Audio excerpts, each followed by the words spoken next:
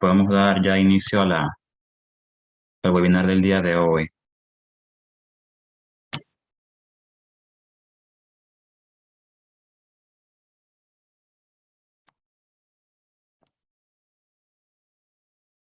Buenas noches, compañeros y doctor. En la noche de hoy, el grupo 7, vamos a hablar sobre el tema perforación gastrointestinal, un tema que decidimos abordar debido a que esta es una entidad clínica que puede poner en riesgo la vida del paciente con altos niveles de mortalidad de no detectarse y tratarse a tiempo.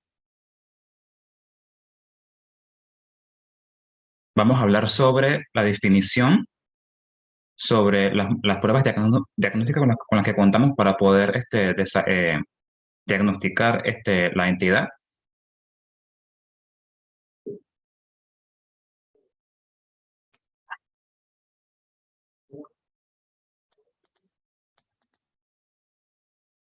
Y finalmente el tratamiento.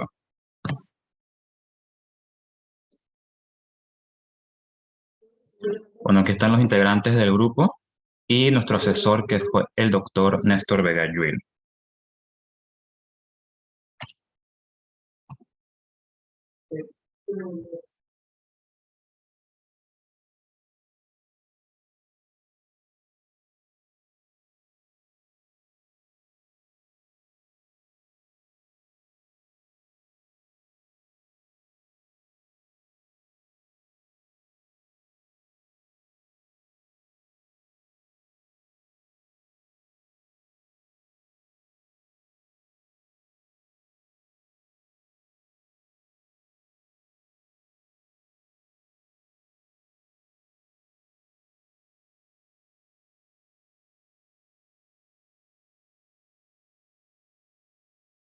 Bueno, para comenzar, ¿qué es la perforación gastrointestinal? La perforación es la formación de un orificio a cualquier nivel del tracto gastrointestinal que puede darse a en cualquier nivel del tracto gastrointestinal, siendo el esófago, el estómago, el intestino delgado, grueso y el recto. Esto puede ser producto de un proceso inflamatorio crónico, de un proceso obstructivo o de un trauma directamente. Entonces, las complicaciones van a ser producto del material que vaya a ser o que se vaya a traslocar desde el interior del tracto hacia el interior del cuerpo, ya sea en la cavidad peritoneal, la cavidad torácica, dependiendo de a qué nivel se desarrolle esta perforación.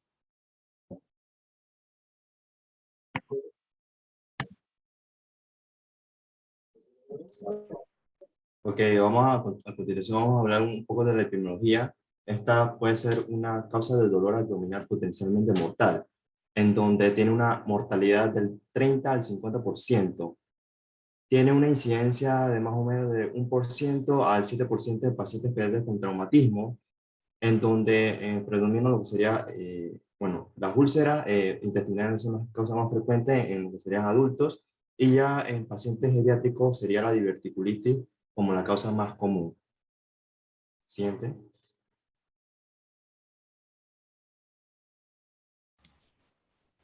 En cuanto a los factores de riesgo, tenemos que tener en cuenta que hay los pacientes con antecedentes de cirugía abdominal, los que hayan pasado por radioterapia, por enfermedades inflamatorias intestinales o cáncer de colon, tienen un mayor riesgo de obstrucciones y perforaciones intestinales.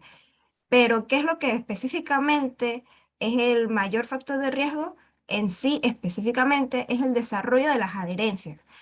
Los cambios anatómicos por cirugías previas, tumores o cualquier proceso inflamatorio crónico que hace que los pacientes sean vulnerables al desarrollo de una obstrucción intestinal complicada y que haya una perforación intestinal al final. Siguiente.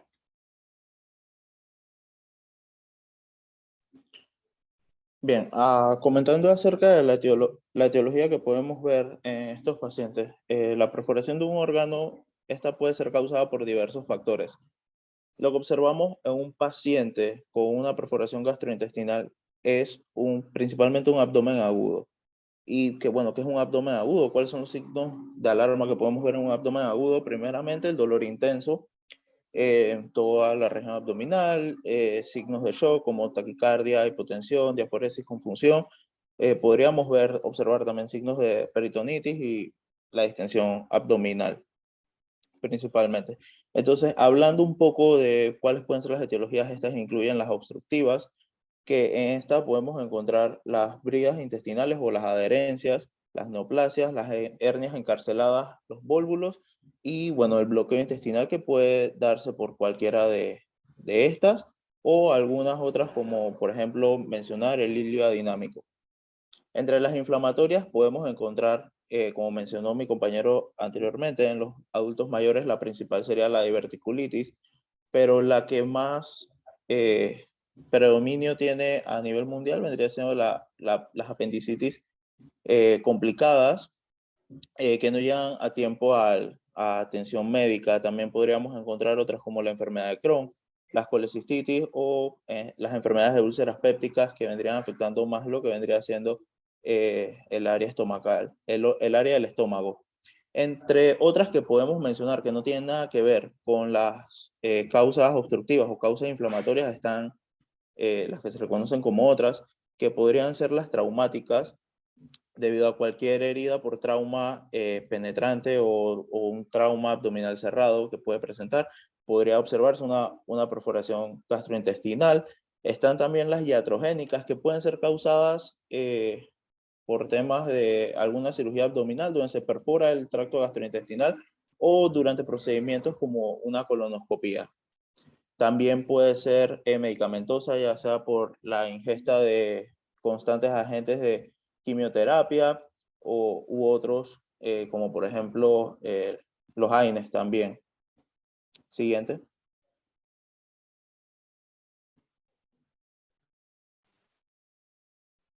Bueno, respecto a la anamnesis, debemos interrogar sobre antecedentes médicos y quirúrgicos previos.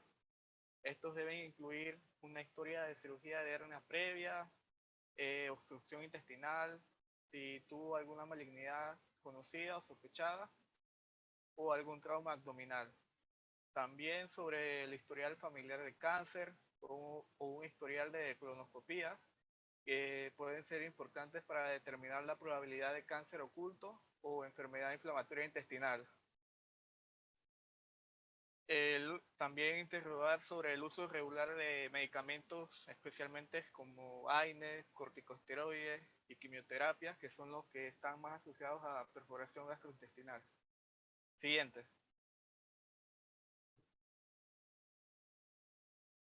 Entre los signos y síntomas, la característica principal es el dolor de inicio súbito en la parte inferior del tórax o en el abdomen. A medida que avanza la situación pueden desarrollarse signos peritoneales como defensa y rigidez. También suele ir acompañado de náuseas, vómitos, disminución de la función intestinal. Los signos vitales pueden ser normales al principio, pero estos van a avanzar y es probable que se desarrollen taquicardia, taquipnea, fiebre y otros signos de sepsis. En el examen físico es importante inspeccionar visualmente el abdomen en busca de cicatrices quirúrgicas, hernias o lesiones visibles. Siguiente.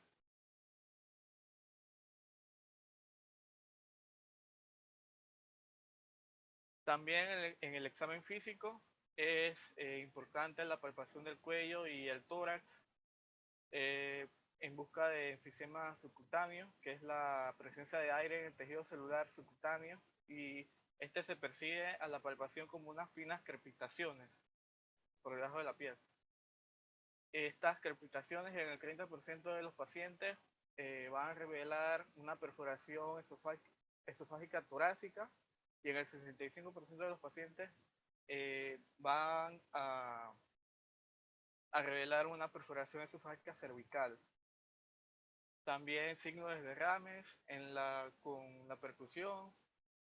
En el examen abdominal puede ser normal inicialmente o también puede revelar una leve sensibilidad focal, como en el caso de las perforaciones contenidas o retroperitoneales. el abdomen puede estar o no estar distendido y principalmente está relacionado con la obstrucción de intestino delgado. Hay disminución o ausencia de ruidos hidroaéreos y también hay signos de peritonitis focal o difusa cuando se produce una perforación intraperitoneal libre. Siguiente. Bueno, en cuanto al diagnóstico, vamos a tener 3 puntos importantes a tomar en consideración. Primeramente tenemos lo que es la anamnesis, tenemos laboratorios, estudios de imágenes complementarios. Para empezar con la anamnesis, recordemos que cerca del 70-80% de nuestro diagnóstico nos va a dar una historia clínica bien detallada. Ahí la importancia de que cuando el paciente nos llegue con una perforación al cuarto de urgencias, tenemos que saber abordarlo al paciente, saber indagar ya sea con el familiar o al paciente en caso de que pueda darnos información, indagar sobre los signos y síntomas, indagar bien sobre sus antecedentes o sobre alguna actividad que estaba realizando, o sea, describir cada punto de la historia clínica bien detallada porque eso nos va a acercar más hacia el diagnóstico, al igual que lo que vendrá siendo el examen físico, que pues en conjunto pues nos va a ir orientando y así descartar otras patologías. En cuanto a los laboratorios, pues también son de gran ayuda. Podríamos mandar hemograma completo, panel metabólico también, y estudios de imágenes que pues eso depende mucho de cómo el paciente llega al cuarto de urgencias. Si está estable o inestable, bueno, en base a eso vamos a decidir qué tipo de estudio vamos a mandar. Siguiente. Bueno, para empezar, en cuanto a los laboratorios, algunos hallazgos que podemos tener, ya sea en un VHC, puede ser una leucocitosis a expensas de neutrófilos, esto debido a que en la perforación va a haber una translocación de esa flora que se encuentra en el tracto gastrointestinal hacia la cavidad peritoneal, entonces esto va a desencadenar un aumento de la serie blanca a expensas de neutrófilos. En cuanto al panel metabólico, podríamos observar aumento de lo que es el nitrógeno de urea y la creatinina, debido a que puede estar ocurriendo una falla renal prerrenal, esto debido a la hipotensión o al estado hipovolémico del paciente. Y también es súper importante aquí tomar en cuenta lo que son los electrolitos por si tenemos que hacer algún tipo de reposición previo a la cirugía, con el objetivo de que no haya tantas complicaciones transoperatorias y pues tratar de estabilizar lo más rápido y lo mayor posible al paciente. Siguiente. Bueno, en cuanto a los estudios de imágenes, esto depende mucho de cómo el paciente nos va a llegar al cuarto de urgencia, porque no es el mismo abordaje de que un paciente nos llega hemodinámicamente estable a que nos llegue hemodinámicamente inestable. En caso tal de que el paciente nos llegue hemodinámicamente estable, bueno, para esto tenemos que ver distintos parámetros como la presión arterial, la frecuencia cardíaca, la saturación, la temperatura, el nivel de conciencia. Todos esos parámetros tenemos que tomarlos en cuenta apenas el paciente llega y en base a eso tomar decisiones, ya sea estudios inmediatos o confirmatorios. Bueno, en cuanto a los estudios inmediatos, se van a mandar si el paciente está hemodinámicamente inestable. Para ello vamos a mandar una serie de abdomen agudo que pues esta consta de 3 placas. 2 son de abdomen, que es una de abdomen de pie, una de abdomen en decúbito dorsal y una placa de tórax. Pero como tenemos que actuar rápido ante estas situaciones, en la mayoría de los casos con una radiografía de tórax suficiente, y bueno, también aparte de eso se podría enviar lo que vendría siendo un ultrasonido en el punto de atención donde el paciente me refiere a dolor o sea, en el punto de atención de la perforación, pues. En cuanto a los confirmatorios, estos van a ser de elección en pacientes que estén hemodinámicamente estables. ¿Por qué? Porque, bueno, el paciente, estos estudios requieren, son más laboriosos, requieren más tiempos y, bueno, en la mayoría de los casos se mandan cuando, por ejemplo, la historia clínica o el examen físico no son concluyentes y necesito descartarlo y hacer diagnóstico diferencial. Una alternativa a estos, bueno, lo que se manda o es el estudio que más se prefiere en este caso, es una tomografía computarizada de abdomen y pelvis. Y una alternativa a este puede ser ya un ultrasonido ya más formal, o sea, Esto quiere decir que no tiene que ser tan de inmediato así como si el paciente estuviera inestable. Siguiente. Bueno, aquí podemos observar 3 placas. Vendría siendo lo que es la serie de abdomen agudo. En este caso nos faltó la de la radiografía de abdomen, pero creo que con estas se pueden explicar bien. En la primera podemos ver una radiografía de tórax, es una vista anteroposterior, y donde está la flechita blanca se puede observar que hay aire libre subdiafragmático. ¿Qué me quiere indicar esto? Esto me indica que pues hay aire libre en la cavidad peritoneal. Al igual que en la del centro, la radiografía de abdomen, esta es una vista AP en decúbito lateral izquierdo. Ahí donde está la flechita, eso me indica que hay aire libre entre el hemidiafragma derecho y el borde hepático. Y también tenemos lo que es la radiografía de tórax en una vista lateral izquierda, en la cual también se observa aire subdiafragmático, que, bueno, esto es signo de neumoperitoneo. Siguiente. Bueno, esto es un ultrasonido en el punto de atención. Ahí se puede observar lo que vendría siendo unos artefactos de reversión horizontal, que son como líneas horizontales, donde están las flechitas amarillas. Son líneas horizontales que se forman entre esa interfaz que hay entre fascia y aire libre. Entonces se van a reflejar como esos artefactos de reversión horizontal. Siguiente. Bueno, este es el caso de la tomografía computarizada abdomen y pelvis. También vamos a observar neumoperitoneo. En la imagen de la izquierda, en la flecha roja, se puede ver que hay aire libre en la cavidad abdominal. Todo esto me indica neumoperitoneo, y en la imagen de la derecha se puede ver que hay una fuga de medio de contraste oral, pues debido obviamente a la perforación que hay. Siguiente.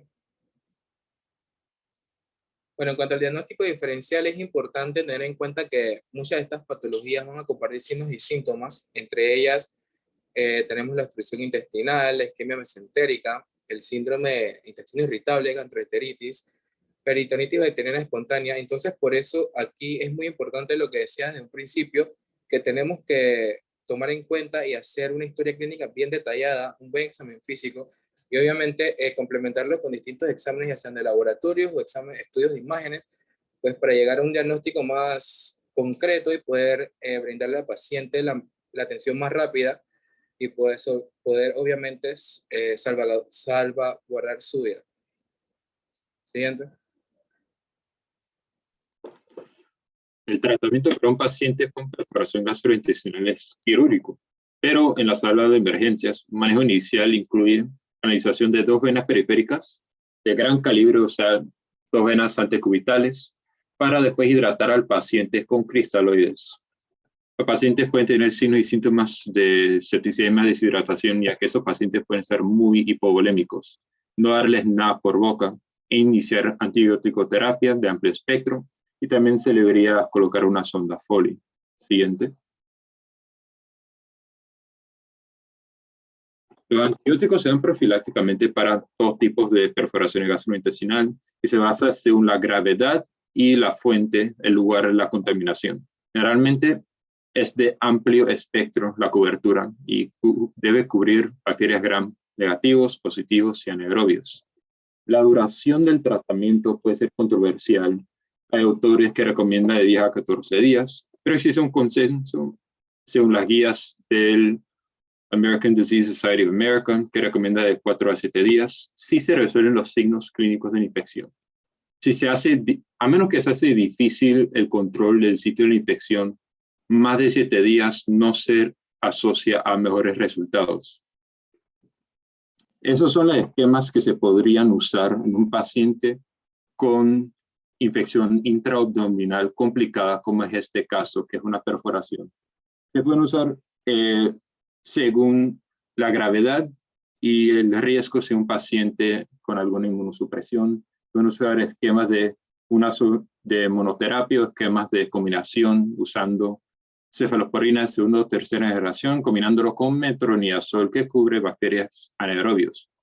Una combinación que se podría recomendar usar es empezar con ciprofloxacina con metronidazol. Siguiente.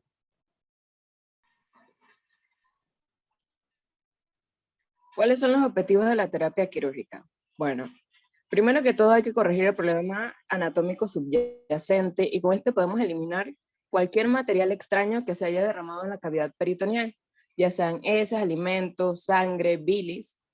Y pues con esto, eliminando este material de la cavidad peritoneal, podríamos corregir una causa de peritonitis. Se hace un lavado con abundante agua, líquido, la cual debe estar a una temperatura más o menos de 37 grados. Siguiente.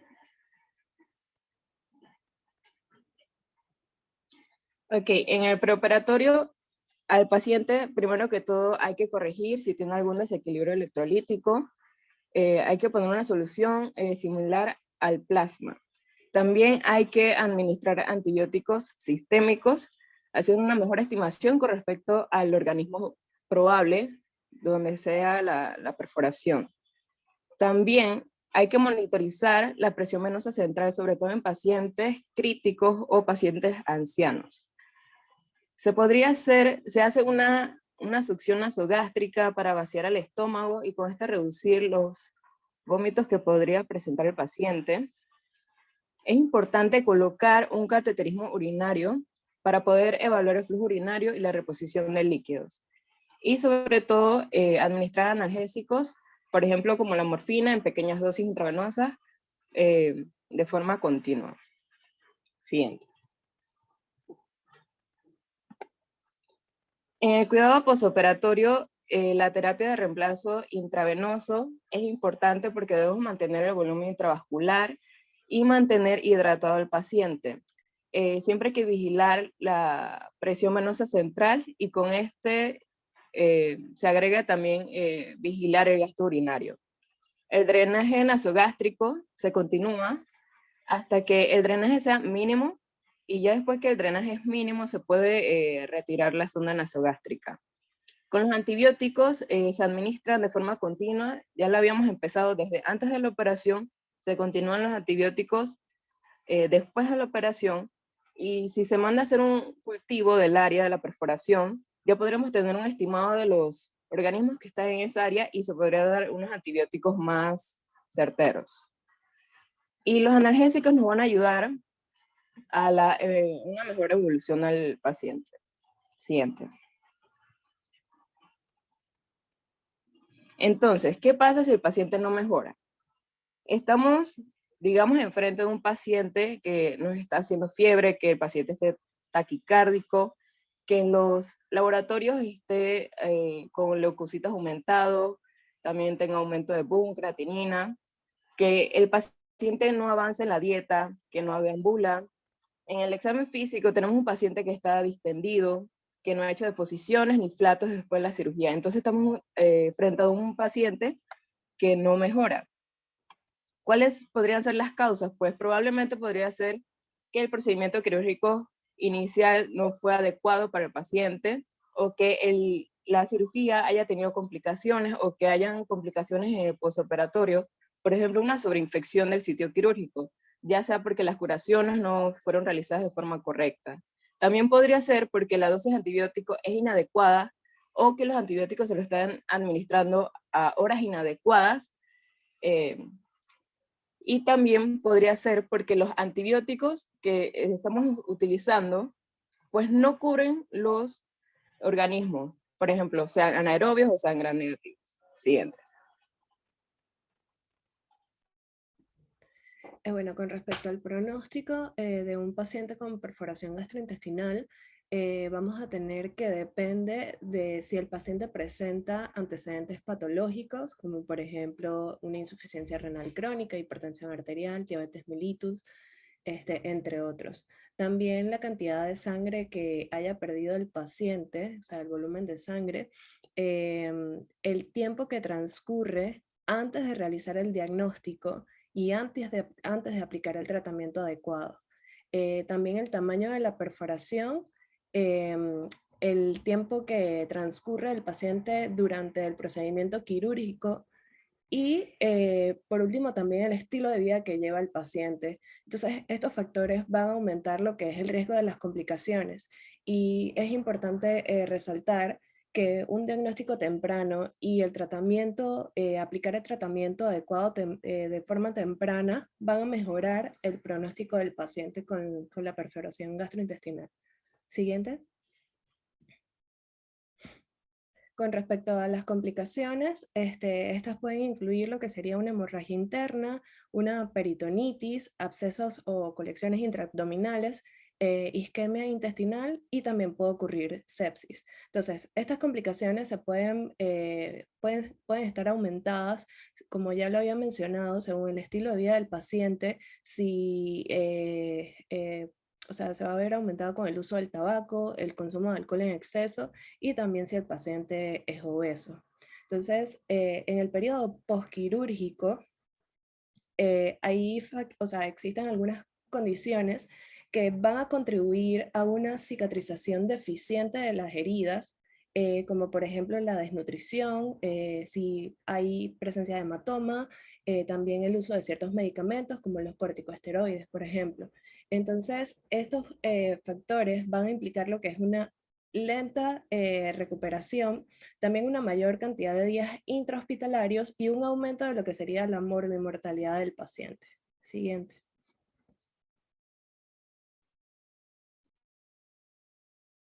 Okay. En cuanto a la prevención, esta se basa en tratar a tiempo la causa que la produce.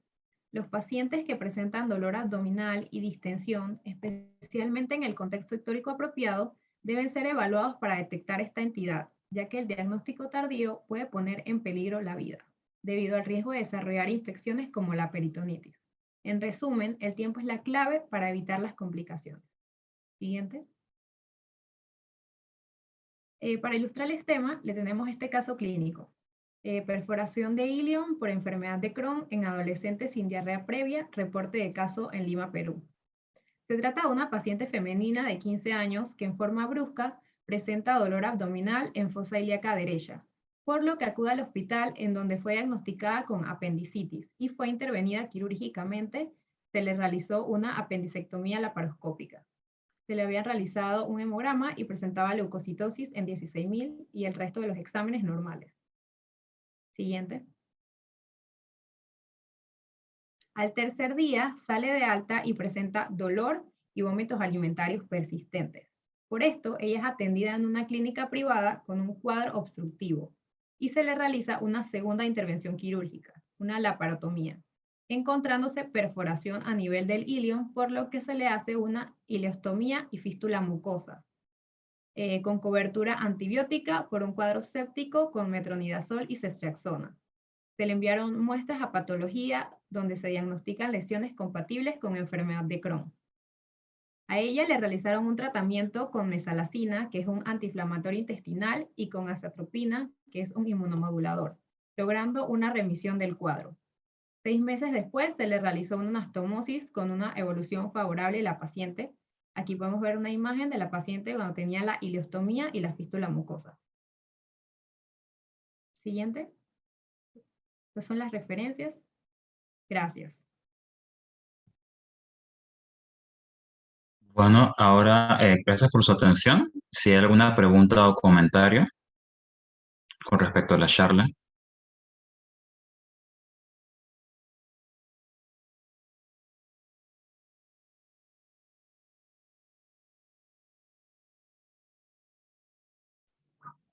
¿Un comentario? ¿Estamos abiertos? ¿Comentario o alguna pregunta? ¿No? Sí, estoy de acuerdo contigo.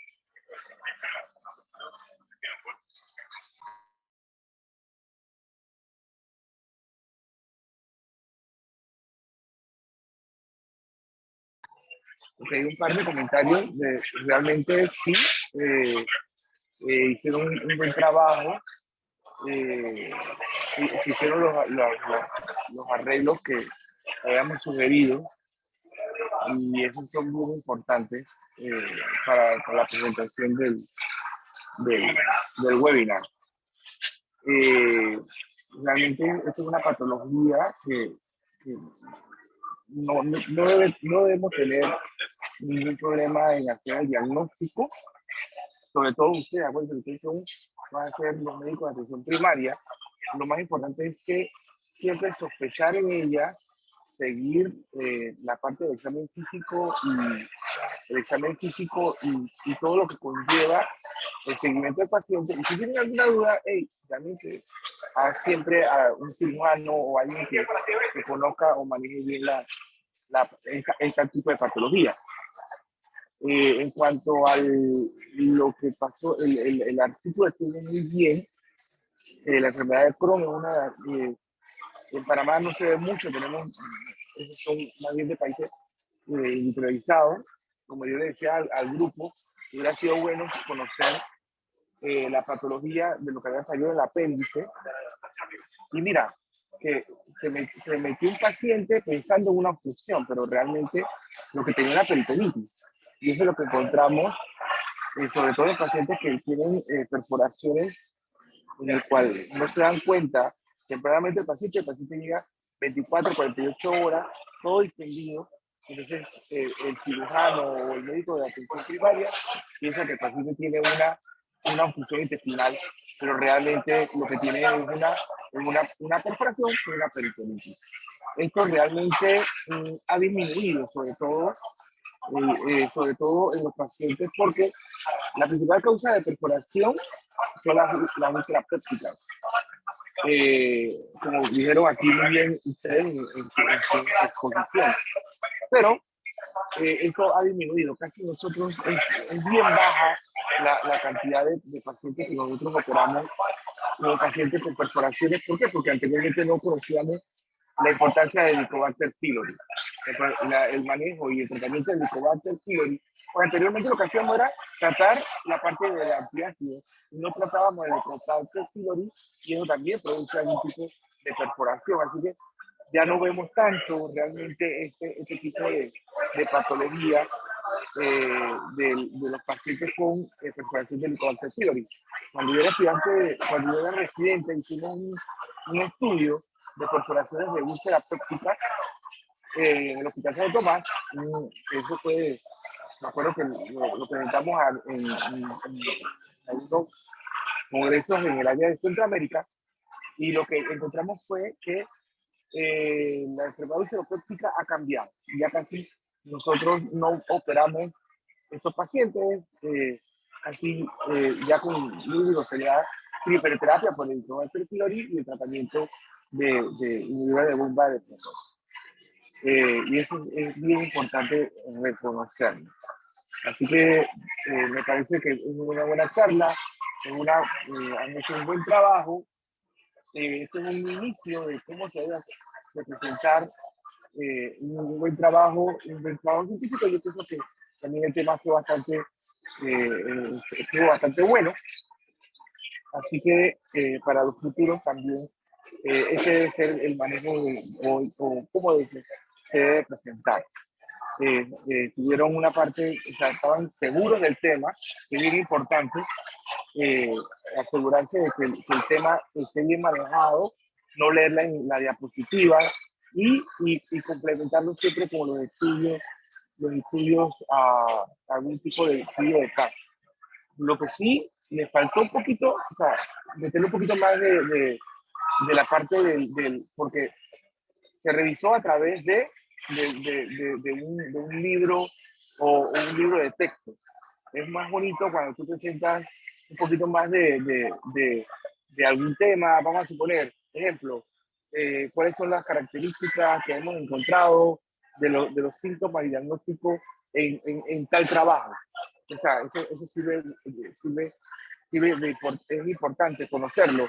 O cuál es el tratamiento actual según el artículo tal, y cómo citar esos artículos, porque sirve y le da y engrandece un poquito más el trabajo. Eso fue lo único que podría decirle que le faltó, pero los felicito y me gustaría siempre que el resto también participara, ¿ya?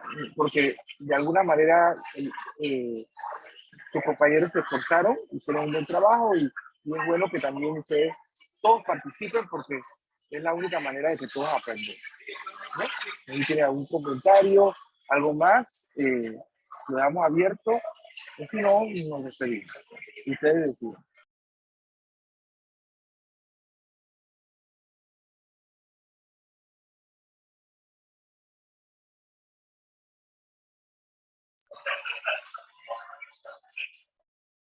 Hugo, tú que fuiste el que inició, entonces la despedida y cierre del webinar. Y nuevamente los felicito y siempre me tienen a la orden cualquier cosa, cualquier trabajo de investigación o algo, siempre estaremos con ustedes.